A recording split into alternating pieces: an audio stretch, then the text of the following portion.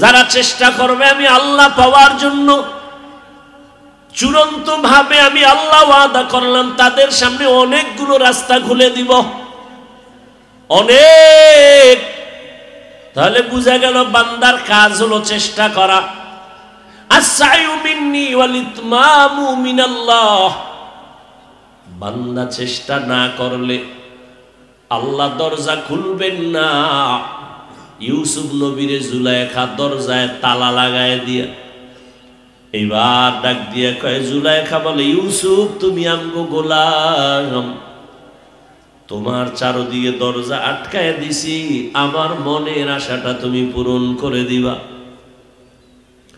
ইউসুফ নবী ডাক দিয়া কয়, রে জুলাইখা, তুমি আমাকে যতই আটকাও সম্ভব না। জুলাইখা সুন্দরী বলে, সম্ভাবনার দরজা সব আটকায় দিছি, অসম্ভবের কিছু নাই, দরজাগুলো আটকাইছি। ইউসুফ নবী চিন্তায় পড়ে গেলেন, এখন আমি একা, জুলাইখা ছাড়া কেউ নাই। ও দয়ার মালিক, তুমি রহমতের দরজা খুলে দাও, এই গুনার রাস্তা থেকে বাঁচতে পারবো না। আল্লাহ তাআলা ইউসুফের জন্য রহমতের দরজা খুলে দিলেন। অন্তর থেকে জবাব আসছে, জুলাইখা, দরওয়াজায় তালা লাগাইছো তুমি, আর দরওয়াজায় ধাক্কা লাগাবো আমি, দরজা খুলবেন আমার আল্লাহ। জুলাইখা অনেক আশা নিয়ে দরজা তালা লাগাইলো। ইউসুফ নবী চিন্তা করলেন, দরজায় ধাক্কা দেওয়া আমার কাজ, দরজা খুলবেন কি খুলবেন না সেটা আল্লাহর কাজ। ইউসুফ নবী একটা ধাক্কা দিয়া দৌড় দিয়া দরজায় যখন টাচ করলেন, জুলাইখার তালা বদ্ধ সব দরজাগুলো টাস টাস করে খুলে গেল। ইউসুফ নবী দৌড়াইয়া সিঁড়ি থেকে নিচে নামলেন, জুলাইখাও পেছন দিক দিয়া নিচে নামলো। ইউসুফের গিয়া জামাটা ধইরা ছিঁড়া ফালাইছে। ইউসুফ নবী জুলাইখা একই দিকে দৌড়ায়, জুলাইখাও ওদিকে দৌড়ায়, ইউসুফ ওদিকে দৌড়ায়, একই দিকে দুজনে দৌড়ায়। নিচে নাইমা দেখে জুলাইখার স্বামী আজিজে মিসর সামনে দাঁড়ানো। ডাক দিয়া কয়, ইউসুফ দৌড়াও কেন? ইউসুফ চুপ হয়ে গেছে, কিংকিত কর্তব্য বিমূঢ় হয়ে গেল, কি বলবে। আবার মনে মনে চিন্তা, যে জিগাইতেছে কি হয়েছে, তার স্ত্রীর অপকর্ম বা উল্টা পাল্টা আমি কিছুই বলবো না, যেহেতু তার ঘরে থাকি, তারটা খাই, অন্তত অন্যায় তো চূড়ান্ত করে নাই, অতএব চুপ থাকি, দোষ না বলি। মহিলাদের অভ্যাস বড় খারাপ, না লাগলেও কথা বাড়ায় কইয়েই ফেলায়, মনে করে কথা বললেই বুঝি আমার সফলতা। জুলাইখা কন্ট্রোল করতে না পাইরা ইউসুফ নবীর উপরে দোষ চাপায় দিল, অথচ কোনো দোষ তো নাই, টুকটাক যদি থাকে সে দোষ তো জুলাইখা। কিন্তু নিজের দোষ স্বীকার না করে ইউসুফের দোষী বানাবার জন্য জুলাইখা ডাক দিয়া কয়, তোমার ঘরের ইউসুফ গোলাম তোমার স্ত্রীর সাথে খারাপ আচরণের জন্য রেডি হয়ে গেছে। ইউসুফ নবী চিন্তা করলেন, এখন আমার চুপ থাকাটা এটা ঠিক হবে না, কথা বলতেই হবে। ইউসুফ নবী বললেন, আমি পবিত্র,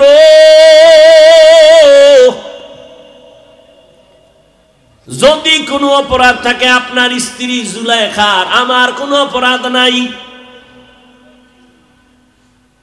সাথে সাথে জুলাইখার স্বামী আজিজে মিসর বলে, ইউসুফ তুমি যে বলো তুমি পবিত্র, জুলাইখা দোষী, তার সাক্ষী দাও। বলে, এখানে তো কোনো সাক্ষী নাই, কিন্তু আমার আল্লাহ ইউসুফের পক্ষে সাক্ষী রেডি করে দিলেন। এক মহিলা একটা দুধের বাচ্চা কোলে নিয়ে সামন দিয়া যায়, আল্লাহ ইউসুফ নবীর অন্তরের মধ্যে জবাব দিয়া দিলেন। জবাব দিয়া কয়, এই জুলাইখার স্বামী, আমি ইউসুফ ভালো না খারাপ এটা আমি বললে যেহেতু তুমি মানবা না, আমার পক্ষে সাক্ষী দিবে দুধের বাচ্চা। জুলাইখার স্বামী বলে, বাচ্চা কি কথা বলতে পারে?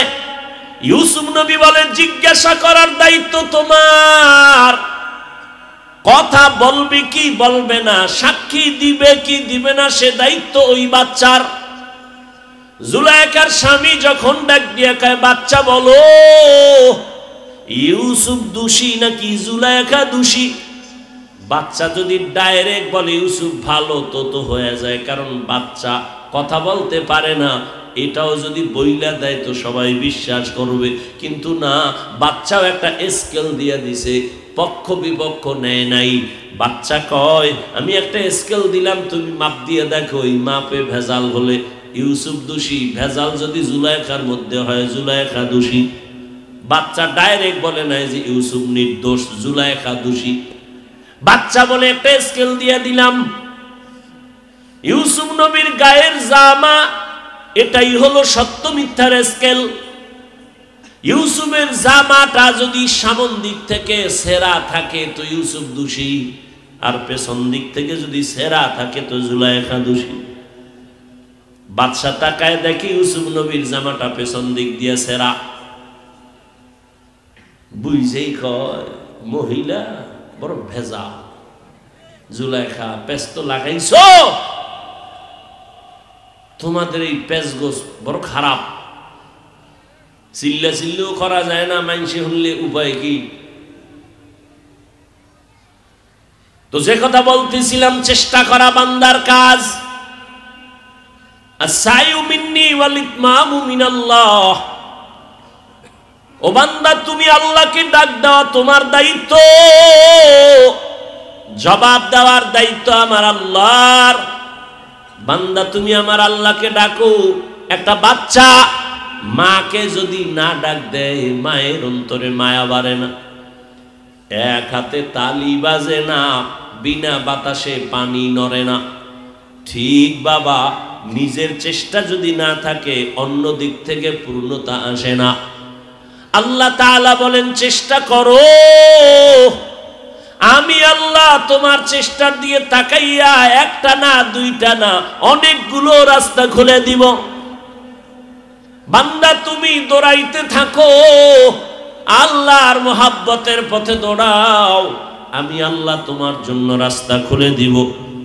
বান্দা যখন চেষ্টা চালাইতে থাকবে, একটা বাচ্চা মাকে মা মা বলে ডাকে, মা জবাব দেয় না, কারণ বাচ্চাটা আম্মু কয়ে ডাকে, মা শুই নাও ডাকের সাড়া দেয় না। কেন?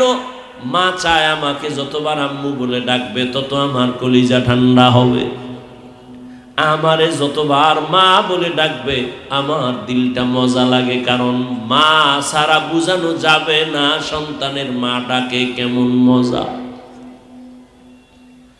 সন্তান মা বলিয়া ডাক দিলে মায়ের কলিজায় যে কেমন মজা লাগে, এটা মা সারা বুঝানো যায় না। ওই সন্তান একবার মা বলে ডাকে,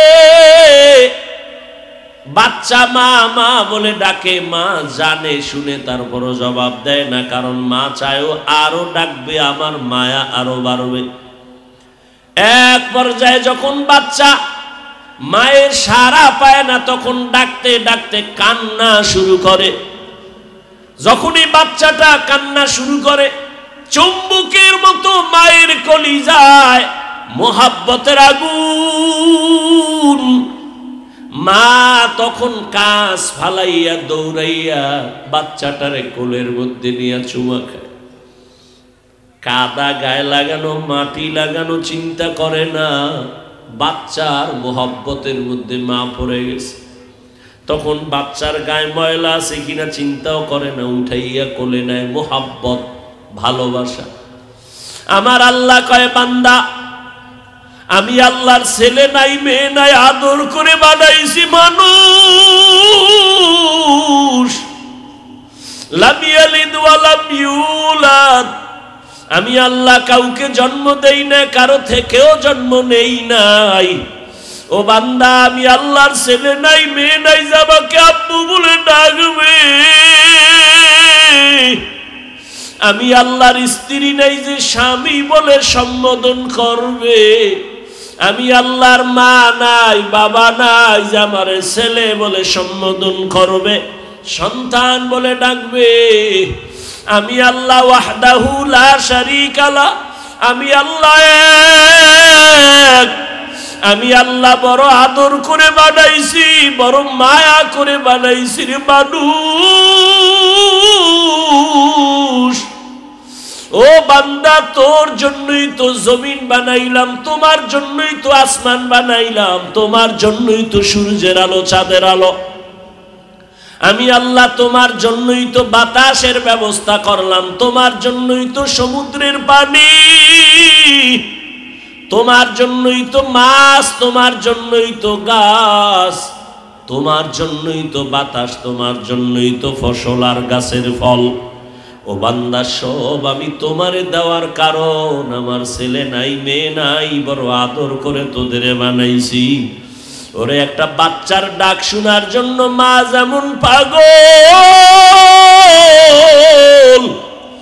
ওরে আমি আল্লাহ তোরে বানাইয়া দুনিয়ায় পাঠাইয়া আমিও চাই তুই আমারে মাঝে মাঝে আল্লাহ বলে ডাকবি। তোর মাকে তুই মা বলিয়া ডাকো, বাধা নাই, বাবাকে বাবা বলে ডাকো, বাধা নাই, কিন্তু আমি চাই তুই মাঝে মাঝে আমাকে আল্লাহ বলে ডাক দিবি। ওরে তোর একটা মা ডাকে যদি মায়ের কলিজা ঠান্ডা হয়, তোর বাবা ডাকে যদি বাবার কলিজা ঠান্ডা হয়। ওরে আমি আল্লাহর কি অপরাধ বল? আমি আল্লাহকে কি তুই একবার আল্লাহ বলে ডাক দিতে পারো না? আমি আল্লাহ তোর জিহ্বাটার দিয়ে তাকায় থাকি কখন আল্লাহ বলে ডাক দিবি। ওরে ওই মা বাবার যত মায়া, এর থেকে আমি মাওলার মায়া তো 99 গুণ বেশি। ও বান্দা, তুই গুনাহ করছো, হাতের গুনাহ, চোখের গুনাহ, পায়ের গুনাহ, জবানের গুনাহ, অন্তরের গুনাহ। আমি মাওলার কাছে যদি বিনয় হইয়া চোখের পানি ছেড়ে দাও, দুনিয়াতে 1 গুণ মায়া মা বাবার অন্তরে, কিন্তু 99 গুণ মায়া আমার কুদরতে। ওই মা বাবার কাছে হাজারো অন্যায় করি একটা সন্তান যদি মায়া কইরা আম্মু বলে ডাক দেয় আর চোখের পানি ছেড়ে বলে আম্মু আমাকে মাফ করে দাও, আমি আর তোমার সাথে বেয়াদবি করব না।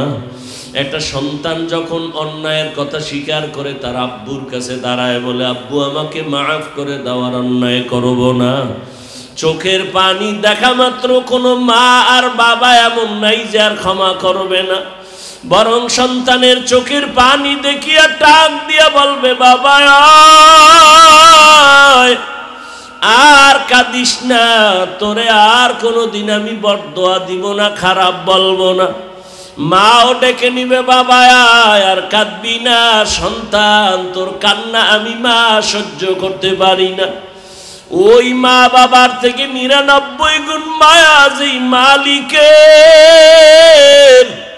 ও টেকনাফের মুসলমান, জীবনে গুনাহ করে করে তোমার হাত না পাক, চোখ না পাক, জিহ্বা না পাক, অন্তর না পাক।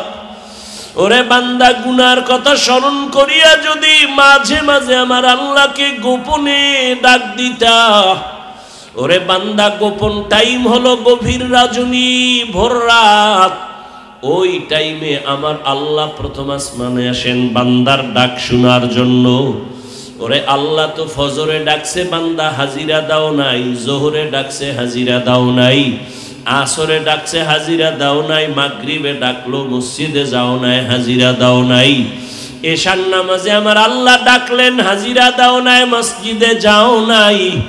আমার আল্লাহ এখন নিজেই প্রথম আসমানে হাজির। আমার আল্লাহ বান্দাকে মায়ার নজরে ডাকে, বান্দা ওঠ। আসমান এখন ঠান্ডা, জমিনও ঘুমায়, নদীর মাছ নীরবে ঘুমায়, গাছের ডালের পাখিরাও ঘুমায়, জঙ্গলের প্রাণীরা ঘুমায়। গভীর সময় তুমি নিরিবিলি আমাকে উঠা ডাক দাও। যদি বান্দা 2 ফোঁটা চোখের পানি ছেড়ে ভোর রাতে আমার মালিকের ডাক দাও, হে আল্লাহ আমার মতো গুনাহগার আর কেউ নাই,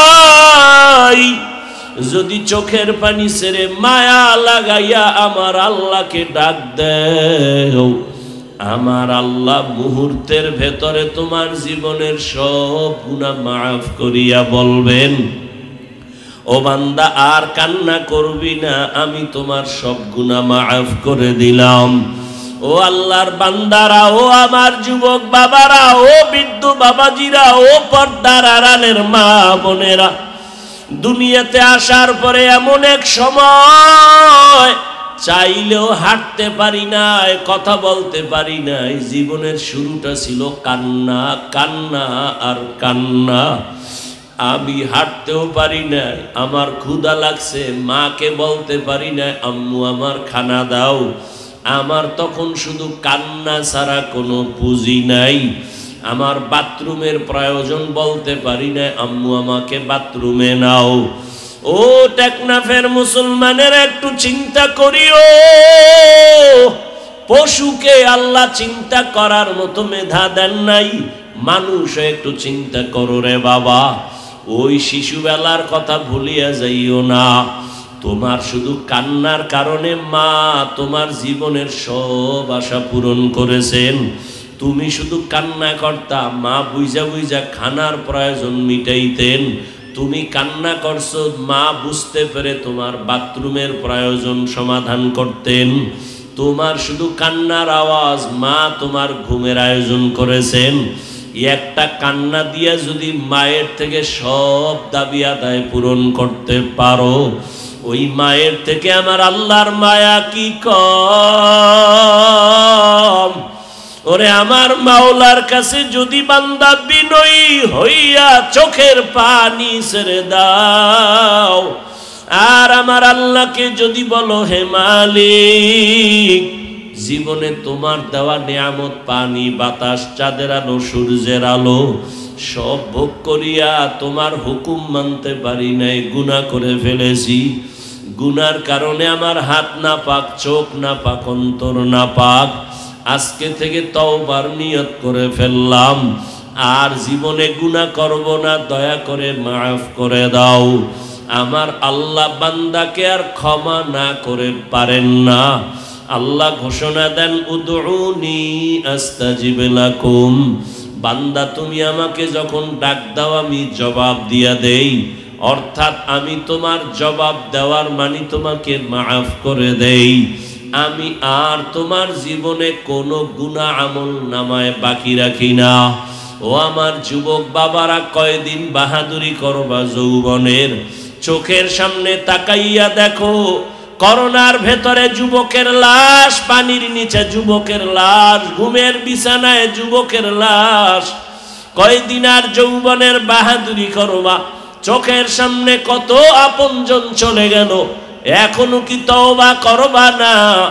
মনের আশা পূরণ করিয়া তো গুনাহ কম করো নাই, দাড়ি কম কাটো নাই, বেপরদায় কম চলো নাই, মা বাবার সাথে বেয়াদবি কম করো নাই, এখনো কি তওবা করবা না? আল্লাহর কাছে তওবা করো। তোমার মতো কত যুবক এখনো আছে জেনারেল লাইনে থাকে, চাকরি করে, ব্যবসা করে, লেখাপড়া করে, নামাজ ছাড়ে না। বলো তুমি কেন পারবা না? RAB, army, police, BDR, doctor, professor, engineer, নামাজি, দাড়িওয়ালা অভাব নাই। বলো তুমি কেন পারবা না? নদীর মধ্যে মাছ ধরে, জমিনে কৃষি কাজ করে, নামাজ ছাড়ে না, রাস্তায় গাড়ি চালায়, নামাজ পড়ে যুবক, তুমি কেন পারবা না? এখনো সময় আছে, তওবা করো। জীবনে মরিয়া গেল, আর নামাজ ছাড়বা না, দাড়ি কাটবা না, বেপরদায় চলবা না, মা বাবার দোয়া নিয়ে চলবা, উলামায়ে কেরামের পরামর্শ নিয়ে চলবা। কারণ মা বাবার দোয়া ছাড়া সন্তানের সফলতা জীবনে আসবে না। ও পর্দার আড়ালের মা বোনেরা, আপনাদের মর্যাদা, জীবন কত ধন্য। আপনারা নবীদের মায়ের মতো দামি মা, সাহাবায়ে কেরামদের মায়ের মতো দামি, আপনারা হাফেজে কোরআনের মায়ের মতো দামি মা। আপনাদের এত মর্যাদা আমার আল্লাহ দান করেছেন। খাদিজা রাদিয়াল্লাহু আনহার মতোই তো আপনারা নারী, ফাতেমা রাদিয়াল্লাহু আনহার মতো নারী, আয়েশা রাদিয়াল্লাহু আনহার মতো নারী, ওরে ইসমাইল নবীর মা হাজেরা আলাইহিস সালামের মতো নারী, আপনারা তো ঈসা নবীর মা মারিয়াম আলাইহিস সালামের মতো নারী। ওরে আম্মা জানেন, আপনারা কি পারেন না নবীজির তরিকা মেনে চলবেন? আপনার মতো এখনো কত মা আছে পর্দা করে বেপর্দায় চলে না, নামাজ ছাড়ে না, মোবাইলে সময় নষ্ট করে না, স্বামীর মাল খেয়ানত করে না। মোবাইলে সময় নষ্ট না করে স্বামীর মাল হেফাজত করে, নামাজ পড়ে দোয়া করে, সন্তানগুলো আদর্শওয়ালা বানানোর মেহনত করে। সন্তানটাকে চাকরিজীবী বানাবেন, ব্যবসায়ী বানাবেন, ডাক্তার বানাবেন, বাধা নাই, তবে সন্তান যেন নবীর আদর্শের বাইরে চলে না। মা বাবা, মুরব্বী, শিক্ষক, আলেমদের বরদোয়া যেন না নেয়। আপনি মা যদি অন্তর ভরে দোয়া করেন, চেষ্টা করেন, সন্তান আদর্শওয়ালা হওয়া সম্ভব। আপনি মায়ের চোখের পানি আর দোয়া বড় দামি সম্পদ। এখনো সময় আছে, তওবা করে নিবেন। জীবনে আর বেপরদায় চলবেন না, আর মোবাইলে সময় নষ্ট করবেন না। সন্তানটাকে আদর্শওয়ালা বানাবেন, আর স্বামীর মাল হেফাজত করবেন। ও আমার বৃদ্ধ বাবাজিরা, আপনারাও তওবা করে নিয়েন, আল্লাহর কাছে মনে মনে বলিয়েন, হে মালিক, জীবনে কত গুনাহ করেছি, আর গুনাহ করব না। মানুষের কল্যাণ ছাড়া অকল্যাণে কাজ করব না, আর নামাজ ছাড়ব না, আর বেপরদায় চলব না। ও সন্তান, যুবক, সময় আছে, তওবা করে নাও। মনে মনে আমার আল্লাহকে কলিজা দিয়া ডাক দাও, আর মনে মনে বলো, হে মালিক, জীবনে কত বেপরদায় চললাম, গুনাহ করলাম, আজকে থেকে তওবার নিয়ত করে ফেলেছি, আর নামাজ ছাড়ব না, বেপরদায় চলব না, মা বাবারে কষ্ট দিব না। শিক্ষকের দোয়া নিয়া, উলামায়ে কেরামের পরামর্শ নিয়া নবীজির তরিকা মেনে চলবো। তওবা করার মতো যদি কারো অন্তর তৈরি হয়, মুনাফিকি যদি অন্তরে না থাকে, খাঁটি তওবার নিয়ত যাদের আছে, দুটো হাত আমার আল্লাহকে দেখাইয়া দাও। আয় আল্লাহ, হাতগুলো কবুল করে নেন, তওবা কবুল করে নেন। তওবার উপরে মজবুত হইয়া আমাদের চলার মতো তৌফিক দান করেন, আমিন। আল্লাহর কাছে তওবার নিয়ত খাঁটি করছি না ভেজাল? ও যুবক বাবারা, নামাজ লাগবে নি? সপ্তাহে একদিন? তাহলে প্রতিদিন কয় বেলা? মাঝে মাঝে ছেড়ে দেওয়া যাবে? সবই তো তোমরা বললা যুবক বাবা, তো নামাজ পড়ো না কেন? মা বাবার খেদমত করে দোয়া নেও না কেন? কয়দিন? ইদানিং কালে সুস্থ এবং যুবকেরা মরে বেশি, অসুস্থ মানুষ কম মরে। অতএব আল্লাহর কাছে তওবা আর নামাজ ছাড়া যাবে? আল্লাহ কবুল করেন। আল্লাহর কাছে খাঁটি তওবা। মা বাবার সাথে বেয়াদবি করা যাবে? ওলামায়ে কেরামের সাথে বেয়াদবি করা যাবে? আল্লাহ সবাইকে কবুল করেন, আল্লাহ মাহফিল কবুল করেন, এলাকাবাসীকে আল্লাহ কবুল করেন। আল্লাহ পাক আমাদের তওবার উপরে মজবুত হইয়া চলার তৌফিক দান করেন। আলহামদুলিল্লাহি রাব্বিল আলামিন, ওয়াসসালাতু ওয়াসসালামু আলা সাইয়্যিদিল আমবিয়াই ওয়াল মুরসালিন ওয়া আলা আলিহি ওয়া আসহাবিহি আজমাইন। ইয়া আরহামার রাহিমিন, ইয়া আরহামার রাহিমিন, ইয়া আরহামার রাহিমিন। রব্বিরহামহুমা কামা রব্বায়ানি সগীরা। আল্লাহুম্মা ইন্নাকা আফুউন কারীম, তুহিব্বুল আফওয়া ফা'ফু আন্না। আল্লাহুম্মা ইন্না নাসআলুকা রিযাকা ওয়াল জান্নাহ ونعوذ بك من سخطك والنار رب ارحمهما كما ربياني صغيرا اللهم اجعلني في عيني صغيرا বক্সের থেকে পিছনে যান আরো আরো আরো বক্স ক্লিয়ার করেন বক্স ধরেন না আপনারা পিছনে যান ওই পিছনের বক্স ক্লিয়ার করতে হবে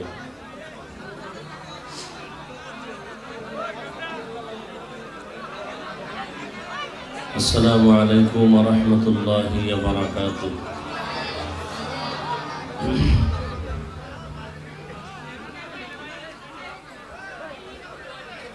আলহামদুলিল্লাহ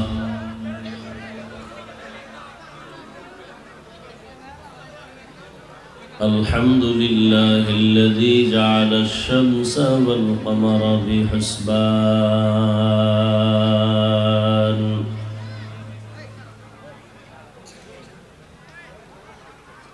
والنجم والشجر يسجدان وفضل زمانا على زمان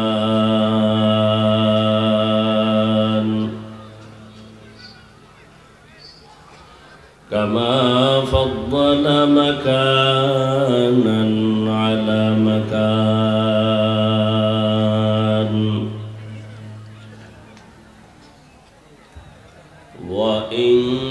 وإنسانا على إنسان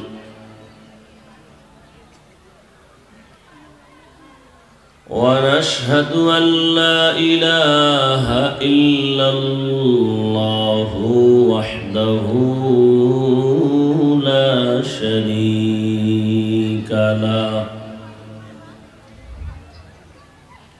لا ضد له ولا ند له ولا مثل له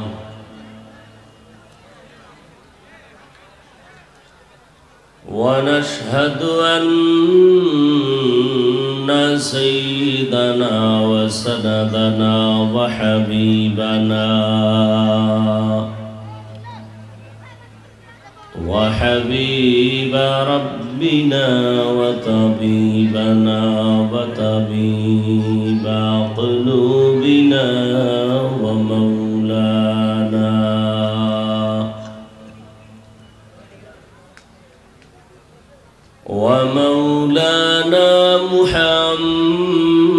محمدا عبده ورسوله اللهم صل على محمد النبي الأمي وعلى آله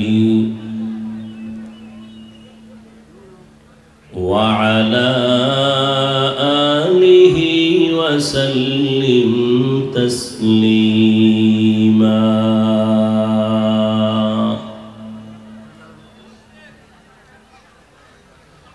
وبعد فأعوذ بالله من الشيطان الرجيم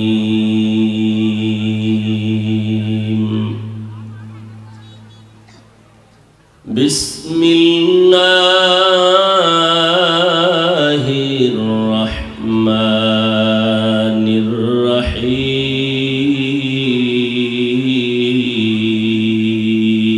الرحيم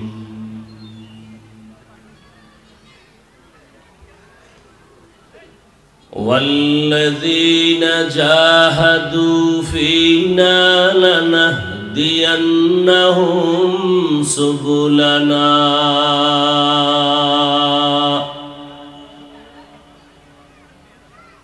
وإن الله لمع المحسنين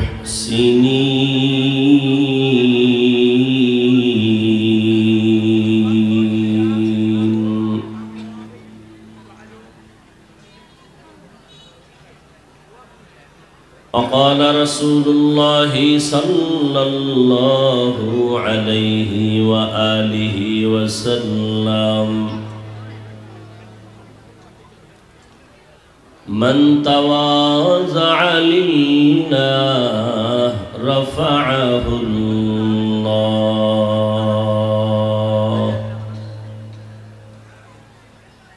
أو كما قال النبي عليه الصلاة والسلام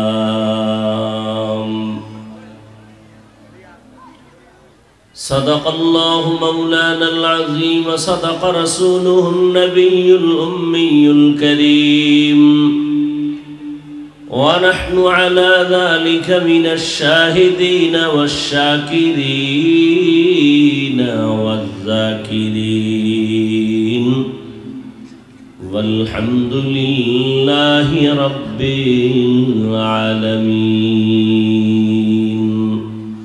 এটা একটু সাউন্ড অল্প কমাও, এটা মনিটরের।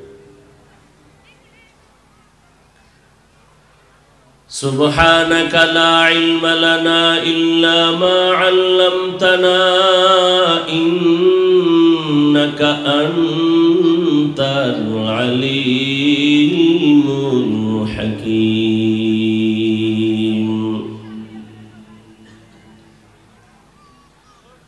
رب اشرح لي صدري ويسر لي أمري واحلل عقدة من لساني يفقه قولي.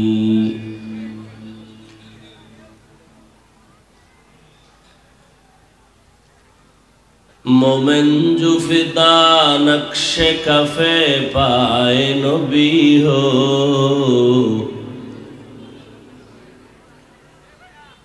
مومن جو فدا نقش کفے پائے نبی ہو زیر قدم آج بھی عالم کا خزینہ ہو زیر قدم آج بھی عالم کا خزینہ.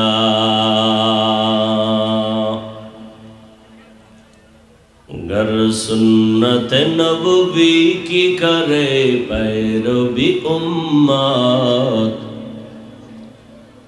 گر سنت نبوی کی کرے پیروی امت طوفان سے نکل جائے گا پھر اس کا سفینہ طوفان سے نکل جائے گا پھر اس کا سفینہ.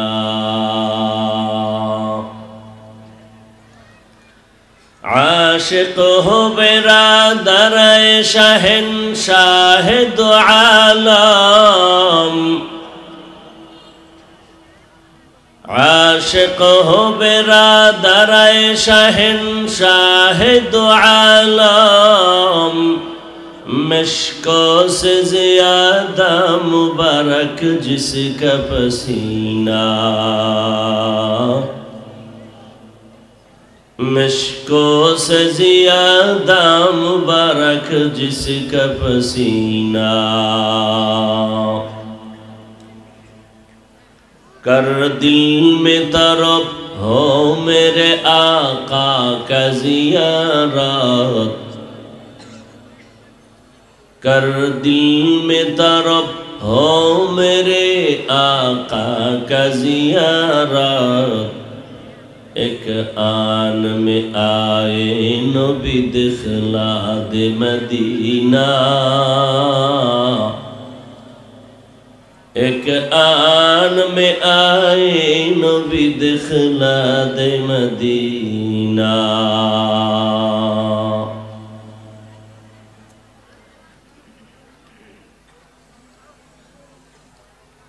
ঐতিহ্যবাহী টেকনাফ সদর ইউনিয়নের অন্তর্গত ছোট হাবিবপাড়া ইসলামী যুব ফাউন্ডেশনের উদ্যোগে আয়োজিত ইসলামী মহাসম্মেলন 17 ফেব্রুয়ারি 2025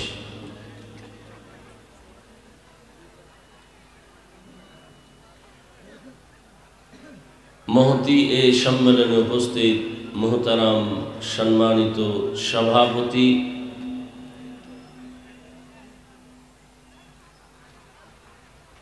হযরতুল আল্লামা মুআল্লিমুস সুন্নাহ মুফতি কিফায়াতুল্লাহ শফিক দামাত বারাকাতুহুম এবং হাফেজ মাওলানা সাইদুল ইসলাম সাহেব সহ হযরত উলামায়ে কেরাম, অত্র অঞ্চলের বিভিন্ন জায়গা থেকে আগত আল্লাহ পাকের আশিকিন, জাকিরিন, শাকিরিন, মুহিব্বিন, মুরব্বিয়ান এজাম, কলিজার টুকরা আমার সমবয়সী যুবক বন্ধুগণ, স্নেহের ছোট ভাই, পর্দার আড়ালে মাইকের আওয়াজ শ্রবণরতা সম্মানিতা মা ও বোনেরা, আল্লাহ পাকের দরবারে শুকর যে আল্লাহ আমাদেরকে সুস্থ রেখেছেন এবং পৃথিবীর শ্রেষ্ঠ মজলিস, উলামায়ে আহলে হকের মজলিস, গুনাহ মাফের মজলিস, তওবা কবুলের মজলিস, বরকতের মজলিসে হাজারো লাখো মানুষের ভেতর থেকে বাছাই করে আমাদেরকে আল্লাহ হাজির হওয়ার তৌফিক দান করেছেন।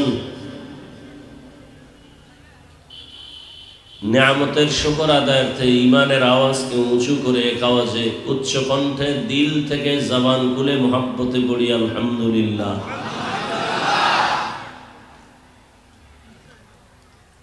দরুদ ও সালাম সাইয়্যিদুল মুরসালিন, রাহমাতুল লিল আলামিন, শফিউল মুজনিবিন, খাতামুন নবিয়্যিন, সাইয়্যিদুস সাকালাইন, ইমামুল মুরসালিন, শফিয়ে আজম, রসুল আকরম, রহমত আলম, নবীউল আরব আল আজম, হাবিব কিবরিয়া, আশরাফুল আম্বিয়া, সৈয়দুল আম্বিয়া, শফিয়ে মাহশর, সাকিয়ে কৌসর, আকায়ে নামদার, মদীনাহ का ताजदार, आफताब नबूवत, फख्र मौजूदात, सैयदुल मखलूक़ात, हज़रत मुहम्मदुर रसूलुल्लाह। সবাই পড়লেন না কেন? সবাই জবান খুলে এক আওয়াজে আবার পড়েন, আবার পড়েন। দরুদ পড়লে লাভ না ক্ষতি? নয়েজটা কমাও, নয়েজ। দরুদ এমন একটি আমল, যেই আমলটা করলে আখিরাতে তো লাভ আছেই, দুনিয়াতে আরো অনেক বেশি লাভ। ব্যক্তি, পরিবার, সমাজ, সর্বক্ষেত্রে, ব্যবসা বাণিজ্য, চাকুরি, সর্বক্ষেত্রে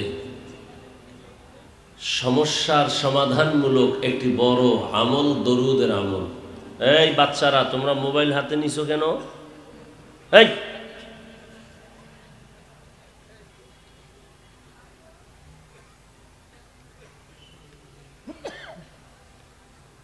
হাদিসে যে রসুল বলছেন মা বাবা সন্তানকে নষ্ট করে, এই দলিল এগুলো। কিয়ামতের দিন এজন্য বহু মা বাবা তাহাজ্জুদ পড়ার পরেও শুধু সন্তানের অপরাধের কারণে জাহান্নামে যেতে হবে।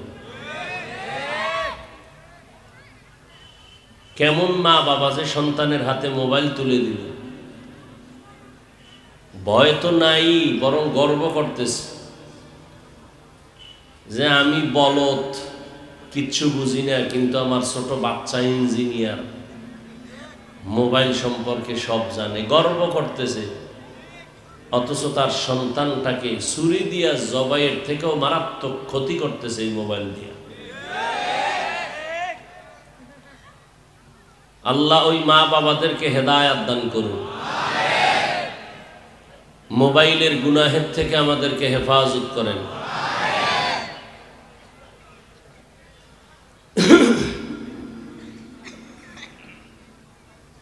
কমপক্ষে ৩০০ বার দরুদের আমল প্রতিদিন। কতবার? শর্ত দুইটা, নির্জনে পড়তে হবে এবং পবিত্র অবস্থায় পড়তে হবে, অধীর আগ্রহে। নির্জন সময় আমার দৃষ্টিতে ফজরের নামাজের পরে অথবা ঘুমের আগে বিছানায় বসে হাতে একটা তসবিহ নিয়া পবিত্র হালাতে ওযু সহকারে কমপক্ষে ৩০০ বার দরুদ পড়বেন। সময় থাকলে নামাজেরটা, না থাকলে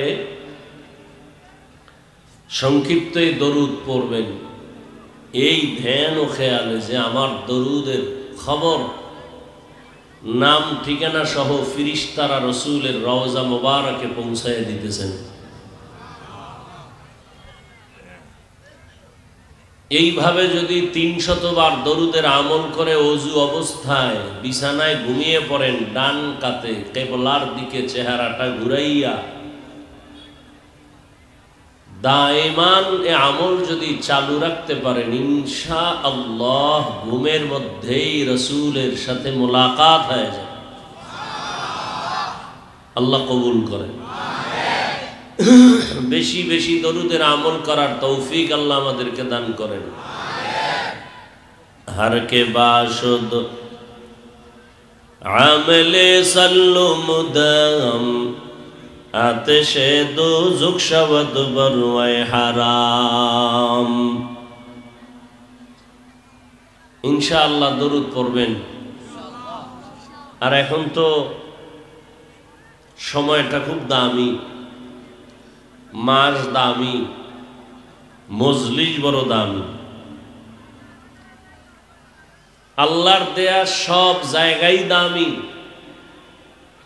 কিন্তু কোরআনের মজলিসটা অন্য মজলিস থেকে আরো দামি। দিন রাত আল্লাহর কাছে সর্বসময় দামি, এর মধ্যেও কিছু সময় আছে বড় দামি। আজান ইকামতের মাঝখানের সময় বড় দামি, সূর্য অস্তমিত হওয়ার সময় বড় দামি, জুমার দিনের প্রতিটি মুহূর্ত বড় দামি।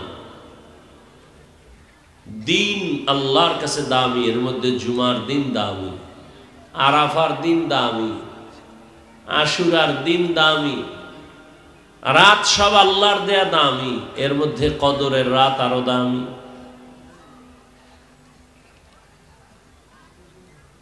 মাস আল্লাহর দেয়া সব দামি, এর মধ্যে শাবান দামি, রজব দামি, সামনে আসতেছে কি রমজান না রমাজান, কি বলেন? রমজান। একজনের নাম আবুল কালাম, যদি কাল্লা বলে ডাকেন খুশি হবে? রমজান না রমাজান? রমাজান। বেয়াদবি মাফ করবেন, মোহাব্বতের দৃষ্টিকোণ থেকে কথা বলতেছি। ছিদ্রান্বেষণকারীর তার অভাব নাই।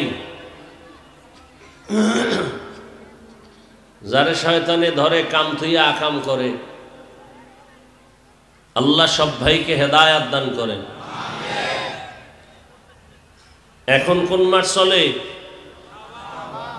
শাবান। কোন সাবান? Cosmetics, lemon. শাবান কি মাস? শাবান। রহমতের নবী এ মাসে, এর আগের মাস গেছে রজব। নবীজি এই মাসগুলো আসলেই আমলের অবস্থান আরো মজবুত করতেন, সবসময় আমল করতেন, এই সময়টা আরো বেশি করতেন। নবীজি বলেন রজব আমার মাস। আরে রজব আল্লাহর মাস, শাবান আমার, রমজান আমার উম্মতের মাস। রজবের চাঁদ দেখলেই নবীজি দোয়া পড়তেন, আল্লাহুম্মা বারিক লানা ফি রজবা ওয়া শাবান ওয়া বাল্লিগনা রমাজান। আয় আল্লাহ, রজব ও শাবানে আমাকে বরকত দান করেন, রজবেও বরকত দান করেন, শাবানেও বরকত দান করেন, রমাজানে বরকত দান করেন বলেন নাই, বরং নবীজি বলেছেন আমার হায়াতটা যদি কম থাকে বাড়াইয়া রমাজান পর্যন্ত পৌঁছাইয়া দেন। রজবে বরকত দান করেন, শাবানে বরকত দান করেন, রমাজান পর্যন্ত পৌঁছায়া দেন, মরলেও যেন রমাজানে মরি। কারণ ওই মাস বড় দামি, সময় বড় দামি। জাহান্নামের দরজাগুলো বন্ধ, শয়তানের পায়ে শিকল লাগানো, জান্নাতের দরজাগুলো খোলা। ওই বরকতের মাস একটা নফল ফরজের সমান। একটা ফরজ আমল করবে রমাজানে তো 70 গুণ বেশি সওয়াব আল্লাহ দান করবেন। রমাজান চান তো ইনশাআল্লাহ? কথা বলেন না কেন? যে বিড়ি করে রাখি রমজান চাইনি। যারা রোজা রাখবে না এগো রমাজান মাস আর অন্য মাস সমান। যার নাক ঠিক নেই, নাক কি এর কাছে বগুড়ার দদি আর পায়খানা সমান। যার কলব ঠিক নাই, বেরোজাদার, বেআমল, জাহান্নামী, ওর কাছে রমাজান আর শাবান কি আর রজব কি সমান। ও 3 পেট খাবে জনমের মতো, এরপরে রাস্তায় কোন সময় পইরা মইরা থাকবে খবরও থাকবে না। ওর চিন্তা নাই ওর যে মরণ হবে, ওর চিন্তা নাই যে কবরে সুয়াল জবাব হবে, ওর চিন্তা নাই যে আমাকে একাজ চলে যেতে হবে। আল্লাহ হেদায়াত দান করুন। ভুলবো না ভুলা যায় নাকি মাহে রমজানের স্মৃতি, ভুলবো না ভুলা যায় নাকি মাহে রমজানের স্মৃতি। এ মাসের কত ফজিলত জানো কি মুসলিম জাতি, ভুলবো না ভোলা যায় নাকি মাহে রমজানের স্মৃতি, ভুলবো না ভোলা যায় নাকি মাহে রমজানের স্মৃতি। আল্লাহর সেই পবিত্র কালাম মহাগ্রন্থ আল কুরআন, কি মহিমা এ মাসেই হয়েছে তারা আগমন। আল্লাহর সেই পবিত্র কালাম মহাগ্রন্থ আল কুরআন, কি মহিমা এ মাসেই হয়েছে তারা আগমন। একে নেকে শতুর রহমান দেন নফল ফরজ সমান, রহমত বরকত নাজাতের মাস জ্বালাওয়া মোলের বাতি, ভুলবো না ভোলা যায় নাকি মাহে রমজানের স্মৃতি, ভুলবো না ভোলা যায় নাকি মাহে রমজানের স্মৃতি। এ মাসের কত ফজিলত জানো কি মুসলিম জাতি, ভুলবো না ভোলা যায় নাকি মাহে রমজানের স্মৃতি, বলবো না ভোলা যায় নাকি মাহে রমজানের স্মৃতি। বরকতের মাস, একটা ফরজ 70 গুণ রমজানের বরকতে বেশি। কেন এত সম্মান? আল্লাহর কোরআন নাজিলের মাস। দুনিয়াতে এই জন্যই বললাম যত দিন আছে সবই দামি, তবে আরাফার দিন আরো দামি, জুমার দিন আরো দামি। যত রাত সব আল্লাহর দেয়া দামি, কদরের রাত আরো বড় দামি। জমিন আমার আল্লাহর সব দামি, তবে কোরআনের আলোচনার মজলিসের জায়গা বড় দামি। জমিনে যত ঘর আছে সব সুন্দর সুন্দর ঘর, তবে সব ঘরের মধ্যে মসজিদ বড় দামি, মাদ্রাসা বড় দামি। আবার মসজিদ বড় দামি ঘর, এই সব মসজিদের ভেতরে বাইতুল্লাহ বড় দামি। ইন্না আউওয়ালা বাইতিন উযিআ লিন-নাসি লাল্লাযী বিবাক্কাতা মুবারাকান ওয়া হুদা, মুবারাকান ওয়া হুদান লিল আলামিন। হেদায়েতের ঘর বাইতুল্লাহ, ইবাদতের ঘর। এমন সুন্দর একটা ঘর আল্লাহ বানাইছেন, দুনিয়ার কোন ঘরের দিকে তাকাইলে সওয়াব নাই, কিন্তু বাইতুল্লাহর দিকে যতবার তাকাবেন অনবরত আমলনামায় সওয়াব। বাইতুল্লাহর সীমানার জায়গা বড় দামি। ওই সীমানায় বসে কেউ যদি একবার বলে আল্লাহ, সাথে সাথে তার আমলনামায় 1,00,000 বার আল্লাহ বলার সওয়াব এসে যাবে।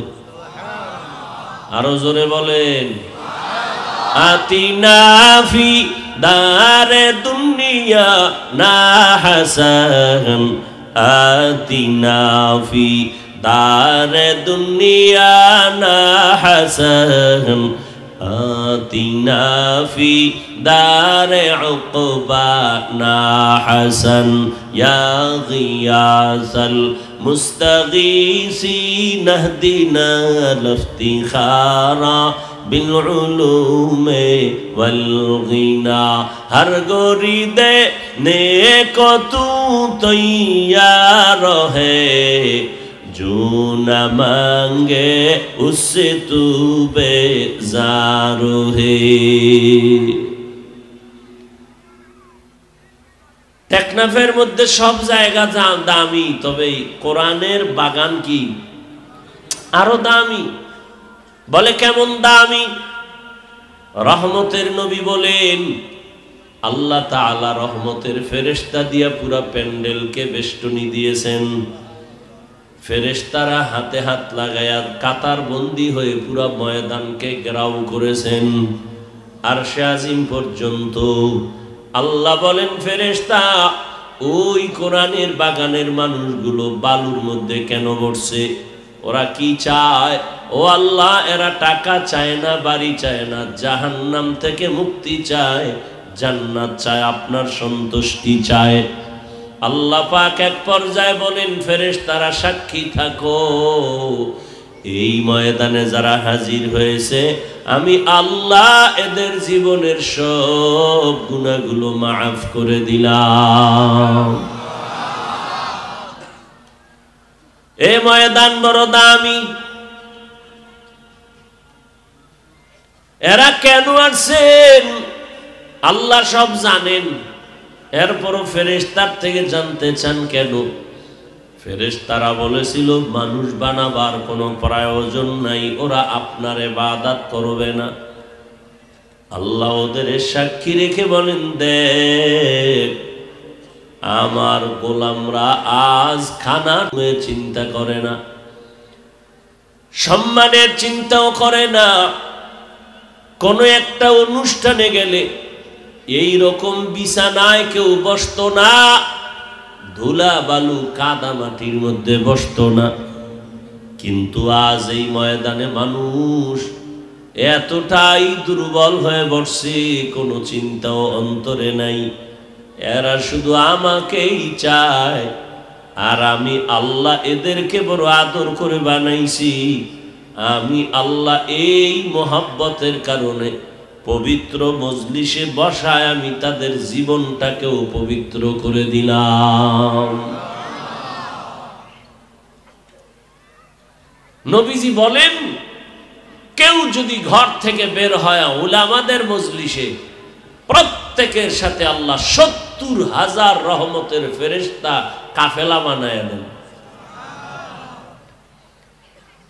আল্লাহ মজলিস কবুল করেন, আয়োজনকারী সহযোগিতাকারীদের কবুল করেন। আজকের আয়োজন, এ মেহনত, এ পরিশ্রম পুরা এলাকার হেদায়াতের জরিয়া বানায় দেন। এর বরকতে আল্লাহ এই অঞ্চলের মানুষকে আল্লাহ পূর্ণ হেদায়াতের দৌলত দান করেন। উলামায়ে কেরাম আপনাদের সামনে আলোচনা করেছেন, কোরআন সুন্নাহর আলোকে তথ্যবহুল আলোচনা। আপনারাও ধৈর্যের সাথে শুনছেন। উলামায়ে কেরামের কথাগুলো সকলকেই সহি তরিকায় আমল করার তৌফিক দান করেন। উলামায়ে কেরামের ইজ্জতকে আল্লাহ বেশি বেশি বাড়ায় দেন। উলামায়ে কেরামের বিরুদ্ধাচরণকারী যারা, আল্লাহ তাদের হেদায়াত দান করেন। আমি আপনাদের দোয়া নিতে আসছি। দোয়া আমার বড় পুঁজি। আমার এলেম আমল কিছুই নাই, তবে একটা পুঁজি আছে, দোয়া। মা বাবার দোয়া, আল্লাহর প্রিয় বান্দা উলামায়ে আহলে হকদের দোয়া, মুরব্বীদের দোয়া, আপনাদের দোয়া। এই দোয়া বড় দামি এক সম্পদ। পাশাপাশি আমি সংক্ষিপ্ত আলোচনার নিয়তে কোরআনে হাকিমের সূরা আনকাবুতের সর্বশেষ আয়াতে কারিমা তিলাওয়াত করেছি, রসুলের একটি হাদিস পড়েছি। ইখলাস ও রুহানিয়তের সমন্বয়ে সহি নিয়তে, সহি তরিকায়, সহি কিছু কথা আমাকে বলার মতো, আপনাদেরকে শুনবার মতো আল্লাহ তৌফিক দান করেন। ওয়াল্লাযীনা জাহাদু ফীনা লানাহদিয়ান্নাহুম সুবুলানা ওয়া ইন্নাল্লাহা লামাআল মুহসিনিন। আল্লাহ তাআলা বলেন, যারা চেষ্টা করে আমি আল্লাহকে পাওয়ার জন্য, আমি আল্লাহ তাদের সামনে অনেকগুলো রাস্তা খুলে দেই। যে কোনো রাস্তা দিয়া ঢুকবে বান্দা, আমি আল্লাহর সাথে মোলাকাত হয়ে যাবে। ওয়া ইন্নাল্লাহা লামাআল মুহসিনিন, এবং আমি আল্লাহ যারা মুহসিন তাদের সঙ্গী হয়ে যাই, বন্ধু হয়ে থাকি। রহমতের নবী বলেন, মান তাওয়াযা লিল্লাহ রাফাআহুল্লাহ। যে ব্যক্তি আল্লাহর জন্য নিজেকে ছোট মনে করে চলবে,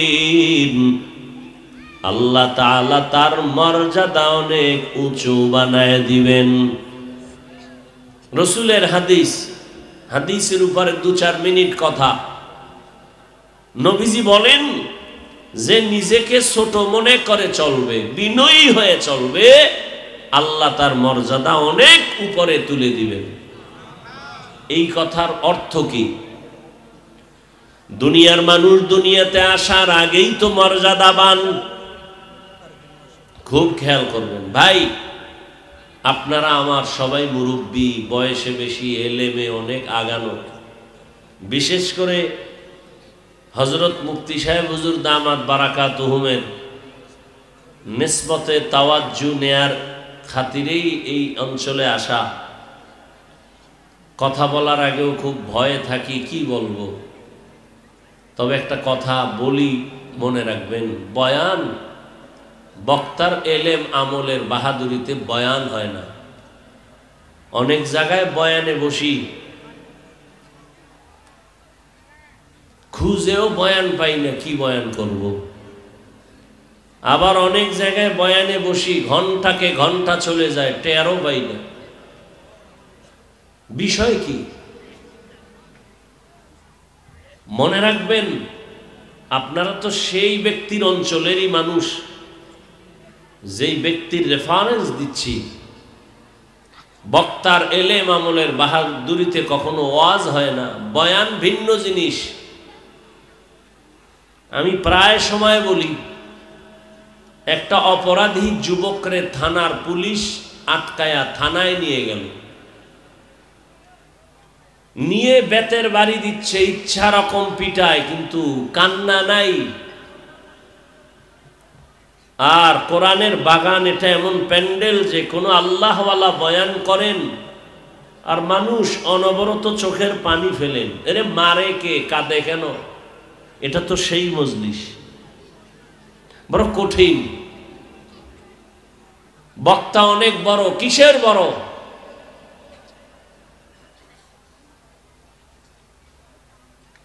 এলেম আমলের মাস্তানিয়ার বাহাদুরি সব জায়গায় চলে না, ওই বাহাদুরি দিয়া বয়ান হয় না। তো বয়ান কেমনে হয়?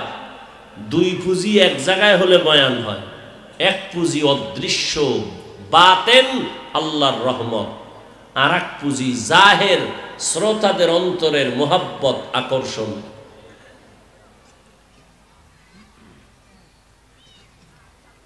আপনাদের অন্তরের আকর্ষণ কি? ওই অনুযায়ী আল্লাহ কথা বের করবেন। মুখস্থ করে কথা বলা যায় না, যে নিয়ত করছি আজকে এই কথাই বলবো, হবে না।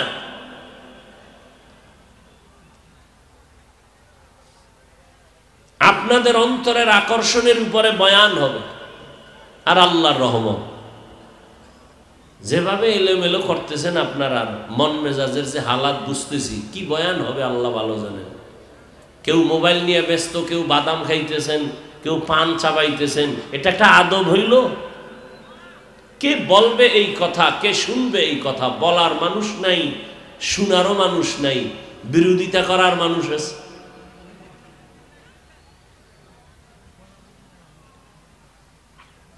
সারাটা বাংলাদেশে এগুলি বলতে বলতে অতিষ্ঠ। 24টা ঘন্টাই মোবাইল নিয়ে থাকেন, 2 ঘন্টা বয়ানে আসছেন, না চালাইলে কি ক্ষতি হবে আপনার?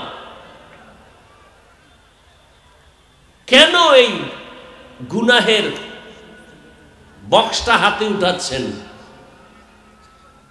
এতক্ষণ কি বুঝাইতেছি? এটা তো এই প্যান্ডেল যে বসা মাত্রই জীবনের সব গুনাহ মাফ। এরপর সে গুনার ফ্যাক্টরি হাতে কেন? এটাও আবার মনের বুঝাই যে হেদায়েত তো আমি হাফিজুর রহমানের হাতে না, মক্কা মদিনার ইমামের হাতে না, স্বয়ং রাসূলের হাতেও না। কপাল যদি পুড়ে যায়, আমি হাফিজুর রহমান কেন? রহমতের নবীও যদি বয়ান করে, ওই বেঈমানের কপালে কালেমা আসে না। যেই রসুলকে এক নজর দেখলে পেটের ক্ষুধা থাকে না, যেই রসুলের চেহারার দিকে মোহাব্বতে একবার তাকাইলে জাহান্নাম হারাম, সেই রসুলকে 13 বছর দেখছে, কালেমা পড়ে নেই। কত নিকৃষ্ট বেঈমান! আর কপাল যদি খুলে যায়, 27 বছরের যুবক তরবারি নিয়ে দৌড়াচ্ছে, রসুলকে জবাই করবে, চেহারার দিকে তাকায় তরবারি ফেলে কালেমাওয়ালা মুসলমান হয়ে গেল। এর নাম কফা। এই যে এত বলতেছি, কানে ঢুকে না তো, মাস্তানি ভাব নিয়ে বসে আছে। কারণ আমরা আমগো হুজুরকে এমনিই তো মনে করে আমরা ফকির, আমরা বোকা। আর আপনারা কত টাকার মালিক, কত দামি মানুষ। হুজুরগো কথা না মানলে আপনাদের কি ক্ষতি হবে? আপনাদের উল্টা করলে আমগো ক্ষতি হবে। আপনাদের অন্তরের ধারণা এই রকম নষ্ট ধারণা, অথচ চোখের সামনে দেখতেছেন কই নমরুদ, কই ফেরাউন, কই সাদ্দাম, কই গাদ্দাফি, কই সাদ্দাম, কই আমেরিকার বুশ, চোখের সামনে কই 10 তলার মালিক দেখতেছেন চোখের সামনে। করোনায় সব ধ্বংস, মহামারীতে ধ্বংস। ঘুরে ফিরে হিসাব মিলাইয়া দেখলাম কোরআনওয়ালা রসুলের সুন্নতওয়ালারাই শ্রেষ্ঠ। এগো করোনায় টেনশন নাই, ছাত্র জনতার আন্দোলন চলছে, এগো টেনশন নাই। এরা আগেও বাদশাহ, এখনো বাদশাহ, ভবিষ্যতেও বাদশাহ, কিয়ামতেও বাদশাহ। চোখের সামনে দেখতেছেন, এরপরও ব্রেন ওয়াশ হয় না। এখানে বসবেন 2 ঘন্টা, মোবাইল চালাবেন কেন? কি কাম আপনার বলেন? এরপরে আপনি এখানে 2 ঘন্টা না খাইলে কি মরে যাবেন? আর বাদাম খাইলে কি পেট ভরবে? কেন এগুলো করতেছেন? তো কেন আসছেন এখানে? কি নিতে চান? ওই কালকে না পরশুদিন বড় একটা আমার পরিচিত বন্ধু আলেম আমার কয় কিছু বলেন। কি বলবো? কয় একটু নসিহত করেন। তুমি আলেম মানুষ, তোমারে কি নসিহত করব? আমি বললাম মাদ্রাসায় যাইও, ওখানে মাসে একদিন বয়ান হয়, ইসলাহি বয়ান, অনেক আল্লাহর আশিক বান্দারা থাকেন। যাইতো? আমি কি যাইতো না? ওই যাইতো হবে না তো, মক্কা তো অনেকেই যায়। বাইতুল্লাহর চতুর্পার্শ্বে তাওয়াফ করে, ডানে বামে সামনে পেছনে নারী, শরীরের সাথে টাচ লাগে নারীর সাথে। তাওয়াফ চলতেছে, নারীও বলে লাব্বাইক, পুরুষও বলে লাব্বাইক, একত্রে চলতেছে। এটাই তো পরীক্ষা। মুমিনের এখানেই তো পরীক্ষা। পৃথিবীর শ্রেষ্ঠ ঘর আল্লাহর ঘরের সামনে নারীও ডানে বামে সামনে পেছনে নারী পুরুষ একত্রে দৌড়াচ্ছে, লাব্বাইক বলতেছে। এখানেই তো ঈমানের পরীক্ষা, কে ফেল কে পাস। এটাই তো পরীক্ষা।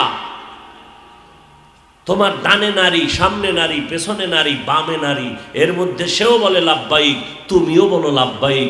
আর সে আজিম পর্যন্ত কার লাব্বাইক যাবে? পরীক্ষা চলতেছে বাইতুল্লাহর পাশে, খোদার ঘরের সামনে। যায় তো বাইতুল্লাহ অনেকে, হাজি হয় কতজন? কত নিমক হারাম কপাল পরারা গিয়ে সেখানেও মোবাইলে লাইভ দেয়। ও কাঁদবে কখন? ওর কান্নার কপাল নাই, ওর কপাল অভিশপ্ত কপাল। পৃথিবীর শ্রেষ্ঠ জায়গায় গিয়েও সে মোবাইল নিয়ে ব্যস্ত, কান্নার চিন্তা নেই। রসুলের রওজা মোবারকে মানুষ কাঁদতেছে, নিমক হারাম কপাল পরা মোবাইল নিয়ে লাইভ দিচ্ছে। ওর কপালে কান্না নাই, ওর কপাল খারাপ। ওয়াজের প্যান্ডেলে আসছে, তুমি যদি খাইতেই চাও, খাওয়ার জন্য বাসাওয়ালারা বসে আছে, দোকানওয়ালারা, এখানে কেন? তুমি যদি আনন্দ করতে চাও ভিন্ন জায়গায় যাও। এটা তো কান্নার মজলিস, এটা তো হাসি তামাশার মজলিস না, এটা তো খানার মজলিস না। তোমার যদি একটু ঘুরতে মনে চায়, ঘুরার জন্য কক্সেস বাজারে যাও, এখানে কেন? এটা তো কান্নার মজলিস, গুনাহ থেকে তওবা করার মজলিস। এখানে তামাশা করা যায় না। আল্লাহ কুদরতের দ্বারা হেদায়াত দান করুন। বসে আছেন, বয়ান করবে হাফিজুর রহমান। কি আর বয়ান করবে? আমি বয়ান জানি, বয়ান তো আপনাদের থেকে আসবে। কেমনে বুঝাবো? যারা টেলিভিশন আর সিনেমা দেখে ওরা বুঝবে। আর ছোটবেলা আমার মনে আছে, আমাদের কুয়াকাটা সাগরের পারে, ও সময় টকি দেখতাম, টকি দেখাইতো খোলামেলা। মানে ওই 200 হাত দূরে দুইটা এরকম খুঁটি চিকন স্টান, এর উপরে একটা সাদা কাপড় লাগাইছে বড়, লাগায় ওখানে এখান থেকে একটা 4 কোণা মেশিন একটা লাইট মারছে ওই পর্দার উপরে, সাদা পর্দায়। আর ওখানে বক্তব্য দিতেছে দেশ স্বাধীন কেমনে হয়েছে, কেউ নারায়ে তাকবীর দিতে স্লোগান দিতেছে দেশ স্বাধীনের, সবাই ওদিকে তাকাইতেছে। ছোটবেলার কথা মনে আছে তো, গিয়া হাতায় দেখি ওখানে সব লাফায় মিছিল দেয়, ওখানে কারা, হাতায় হতায় দেখলাম কিচ্ছু নেই, হুদা একটা কাপড়। ঠিক কারবার কই, কারবার তো এহেন না, কারবার এহেন। এখান থেকে ফোকাস মারে, ওই পর্দা থেকে আওয়াজ বের হয়, স্লোগান বের হয়, ওখানে কিচ্ছু নাই, মূল ফোকাস এখান থেকে। বয়ান কি করব আমি, কি বয়ান করব? ফোকাস তো আসতে হবে মাঠের থেকে, আকর্ষণ তো আসতে হবে আপনাদের কলবের থেকে, তখন এখান থেকে কথা বের হবে। বসে বসে বুট খাচ্ছেন, এই ফোকাস? গুনাহের ফ্যাক্টরি হাতে নিয়ে মোবাইল ঘুরাচ্ছেন, এই ফোকাস? যেই মোবাইল দিয়ে সারাটা রাত্র শুধু জেনা জেনা জেনা, ঘরে ঘরে চোখের জেনা, কানের জেনা, জবানের জেনা, কবিরা গুনাহ ভরা মোবাইলের ভেতরে, সেটা পবিত্র বেহেশতের বাগানে দেখাচ্ছেন। কি ফোকাস আসবে আমার কলবে?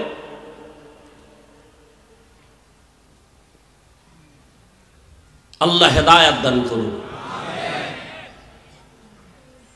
আল্লাহ বলেন, যারা আমাকে পাওয়ার চেষ্টা চালায়, আমি আল্লাহ অনেকগুলো রাস্তা তার সামনে খুলে দেই, যেখান থেকে সে ঢুকবে আমি মালিকের সাথে মোলাকাত হয়ে যাব। হাদিসের ব্যাখ্যাটা শুনাইতেছিলাম, পরিবেশটা আমার কাছে, আপনারা তো দেখেন অনেক মানুষ হইছে টেকনাফের মাহফিলে, অনেক মানুষ হইছে। এই চাপাবাজিতে লাভ কি? যদি ফজরে মসজিদ খালি হয়, কি হবে এই চাপাবাজি করে? অনেক লোক হইছে, কি তো কি হইছে? অনেক লোক হয়েছে তো কি, অনেক লোক হয়েছে কি হইছে? কান্না নাই, বিড়ি টানে, পর্দা নাই, হালাল নাই, ফজরে মসজিদে নাই, তো চাপাবাজি করে লাভ কি? অনেক লোকের দরকার নাই, তাওবাওয়ালা মানুষের দরকার, নামাজিওয়ালা মানুষের দরকার, চোখে পানিওয়ালা চোখ দরকার। মোনাজাত দিছো যদি কান্না না আসে, কিসের মোনাজাত দিয়েছো? চোখ আছে, কান্না না আসে, সে কিসের চোখ?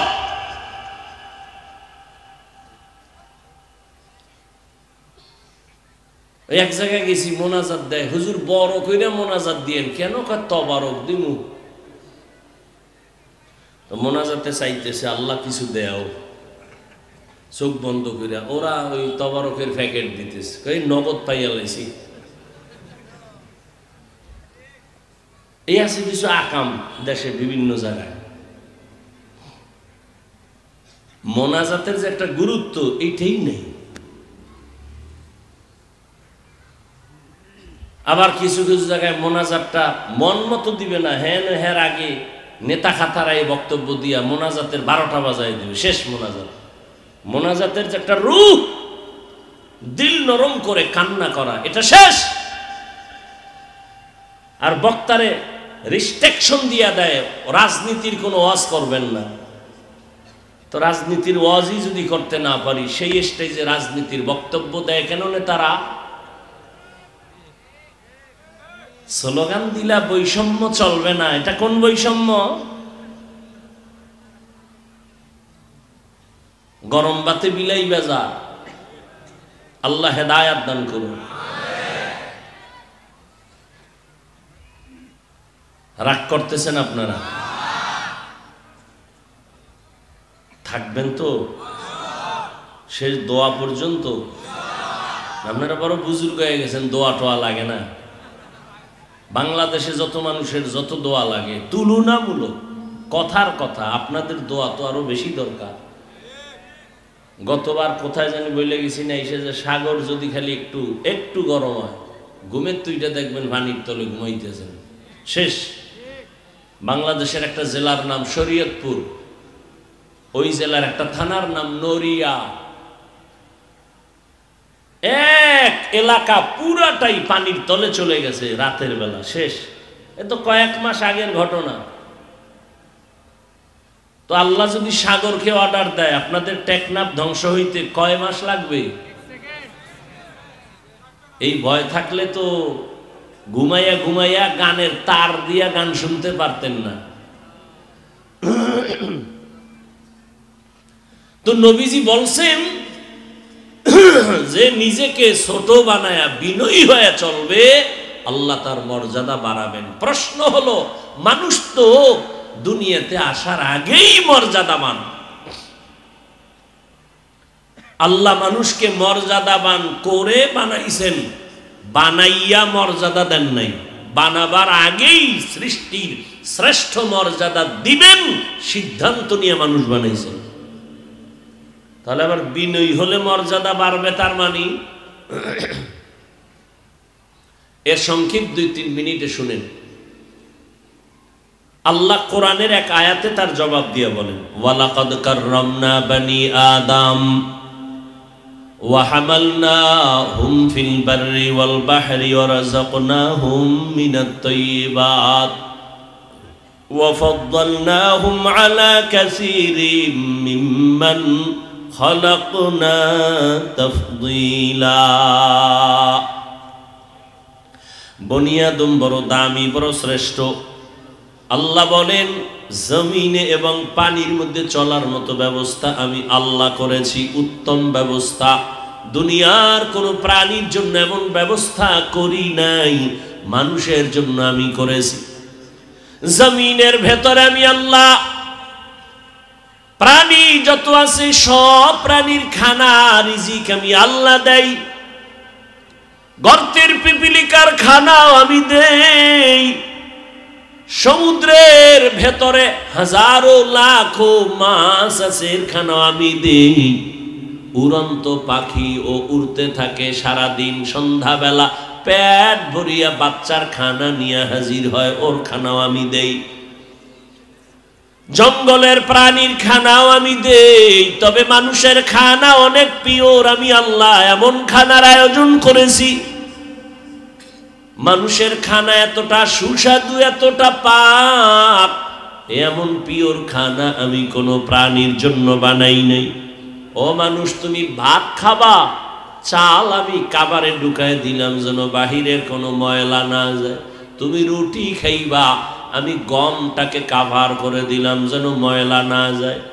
তুমি মাছ খাইবা, কাবার ভিতর দিয়া দিছি, কাবার ফালাইয়া তারপরে মাছ খাও। তোমার খানাটা যেন পিওর থাকে, ভেজাল না ঢুকে। তুমি গোশত খাইবা, কাবার করে দিলাম, খাও। তুমি ফল খাইবা, কাবার করে দিলাম, কাঁঠাল খাও, কাবার ফালাও তারপরে খাও। আম খাও, কাভারে ঢুকায় দিলাম। কেন? তোমার খানায় যেন কোনো ভেজাল না থাকে। যদি কোনো ভেজাল থেকেই থাকে, আল্লাহ ভেজাল দেন নাই, নিমক হারাম মানুষ মানুষের খানায় ভেজাল ঢুকিয়েছে। মাছের মধ্যে ভেজাল থাকলে মানুষ করেছে, আমার আল্লাহ করেন নাই। ফলের মধ্যে যদি কোনো ভেজাল পাও, মানুষ নিমক হারাম, এই মানুষ ভেজাল ঢুকিয়েছে। তেলে ভেজাল, ডালে ভেজাল, সব ভেজাল মানুষ করেছে। এই জন্য আল্লাহ বলেন, মানুষ বড় নিমক হারাম। ইন্নাল ইনসানা লিরাব্বিহি লাকানুদ। মানুষের মতো নিমক হারাম আর কেউ নাই। ওরা এত বড় নিমক হারাম, মানুষ হইয়া মানুষের এই পরিমাণ ক্ষতি করে, একটা পশুর এত ক্ষতি করে না। মানুষ হয়ে মানুষের যেই পরিমাণ ক্ষতি করে, একটা পশুর ক্ষতি করে না।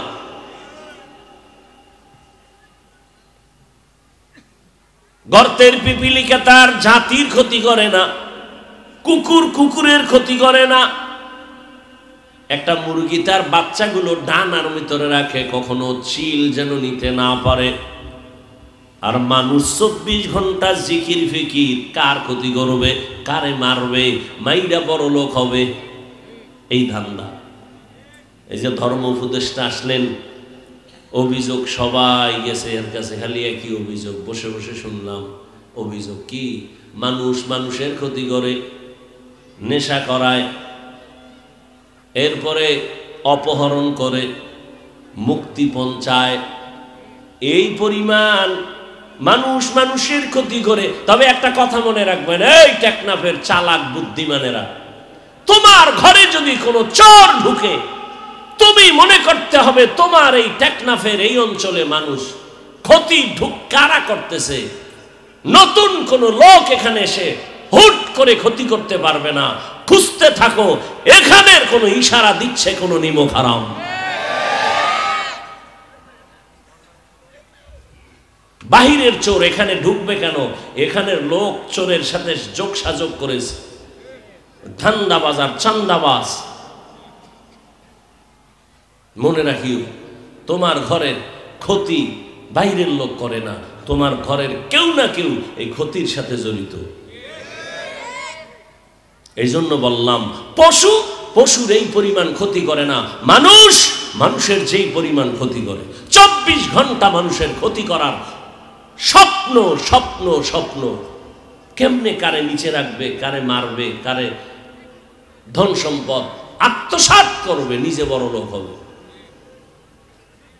অথচ শেষ ফল নিজেই এগুলো ভোগ করতে পারে না। ওই আমি মাঝে মাঝে বলি, এক মাইয়াকে পাওয়ার জন্য আর এক যুবকের একজনে মেরে ফেলছে। বিনিময় কি হয়েছে? ওই মাইয়াটারে নিয়ে আমি থাকবো, তোরে ওখানে ঢুকতে দিব না, তোরে মাইনাস করে দিলাম। ফলাফল কি? মাইয়ারও ফাঁসি, ওরও ফাঁসি। কি হইল?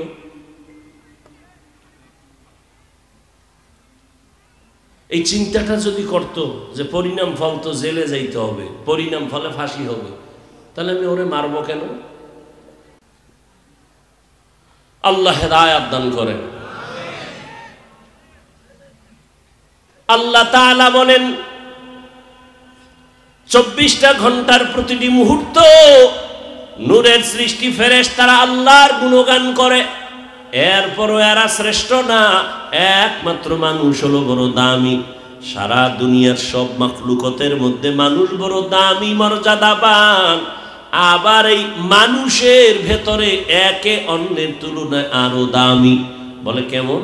সারা দুনিয়ার মাখলুকের মধ্যে মানুষ দামি, আবার এই মানুষের মধ্যে যারা ঈমানওয়ালা তারা অন্য মানুষের তুলনায় দামি।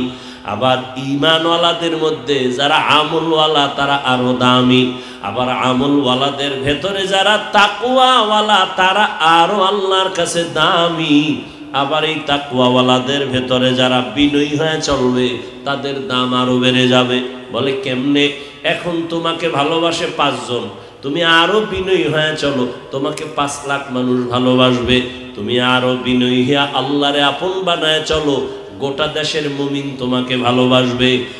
আরো যদি বিনয়ী হও, এখন তোমাকে মুমিনেরা ভালোবাসে, এক পর্যায়ে দেখবা যারা মুমিন না তারাও তোমাকে ভালোবাসবে।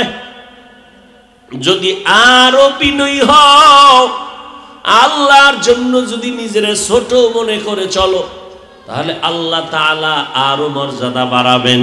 বলে কেমন? এখন তোমাকে শুধু মুমিন আর বেঈমানেরা ভালোবাসে এতটুকু না, ভালোবাসার পরিধি আরো বেড়ে যাবে। বলে কেমন? বলে জঙ্গলের প্রাণীও তোমাকে ভালোবাসবে। এখন তোমার কথা 5 জনে শুনে 5 লাখ শুনবে, পুরা দেশবাসী শুনবে, এক পর্যায়ে মর্যাদা আরো বাড়বে, জঙ্গলের প্রাণীও তোমার কথা শুনবে। এর প্রমাণ আছে না নেই? আল্লাহ তাআলা এই বান্দাদেরকে এইভাবে মর্যাদা দান করেন। এই যে এত মানুষ এখানে বসে আছেন, এই মানুষগুলোকে আমি প্রায় সময় বলি টাকাওয়ালা, টেকনাফের কোন ধনী। এই মানুষগুলোকে যদি এক জায়গায় করতে চাইতেন, আসা যাওয়ার গাড়ি ফ্রি দেওয়া লাগতো, বসার জন্য ভিআইপি ব্যবস্থা, এরপরে নাস্তা, এরপরে আবার এতগুলো মানুষ নিয়ন্ত্রণের জন্য কত পুলিশ, কিন্তু এখানে আপনারা যারা আসছেন কোনো ভাড়া দেওয়া হয় নাই এবং বসার কোনো ভিআইপি ব্যবস্থা নাই, এরপরে নাস্তা টাস্তা কিছুই নাই, নিয়ন্ত্রণের জন্য কোনো প্রশাসনের প্রয়োজন হয় নাই, এরপরে আপনারা ঘন্টাকে ঘন্টা বসে আছেন। আমি যে বয়ান করতেছি সব গাইবি বয়ান, আল্লাহর কথা বলি কিন্তু দেখানো যাবে না, জান্নাতের বয়ান করি দেখানো যাবে না, জাহান্নামের বয়ান করি দেখানো যাবে না, হাতেও কিছু দেওয়া যাবে না। এরপর মানুষগুলো বসে আছেন, কথাগুলো শুনতেছেন। এটা আমার মাওলার দয়া ছাড়া কোনোদিন সম্ভব না।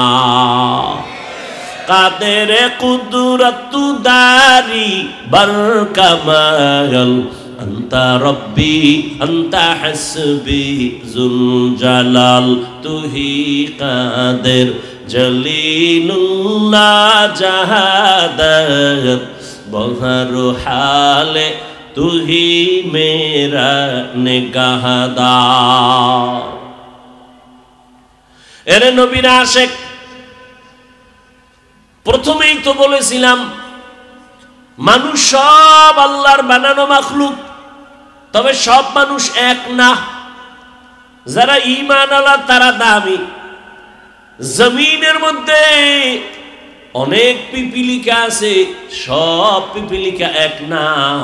সুলাইমান নবীর সাথে যেই পিপিলিকার সম্পর্ক, আল্লাহর রাসূল বলেন ওই পিপিলিকা জান্নাতে যাবে। আপনাদের এলাকায় কুকুর আছে, কুকুর আছে না?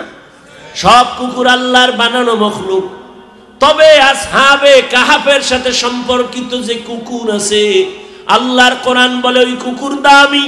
রহমতের নবী বলেন ওই কুকুর আল্লাহর জান্নাতে যাবে। আপনাদের অঞ্চলে গরু আছে, গাভী আছে, সব আল্লাহর বানানো মখলুক, তবে সব গাভী এক না। মুসা নবীর সাথে যেই গাভীর সম্পর্ক, ওই গাভীটা আল্লাহর জান্নাতে যাবে। উড়ন্ত পাখি সব আমার আল্লাহর বানানো মখলুক, তবে সুলাইমান নবীর যুগের হুদহুদ নামের পাখিটা জান্নাতে যাবে। সমুদ্রে যত মাছ সবই দামি আল্লাহর মখলুক। গতকাল নাকি বড় এক মাছ পাইছে, কবে খবর নাই, গতকালকের আগের দিন বড় মাছ। আমগো বাংলাদেশের জাতীয় মাছের নাম জানেননি কি? ইলিশ মাছ। এই মাছও আল্লাহর কাছে দামি না।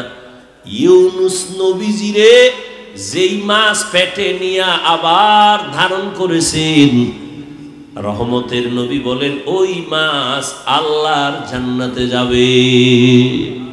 সোহবতে সালেহ তোরা সালেহ কুনাত, সোহবতে তালেহ তোরা তালেহ কুনাত জামানা, সোহবতে বা আউলিয়া বেহতের সদ সালা তাআত বেরিয়া।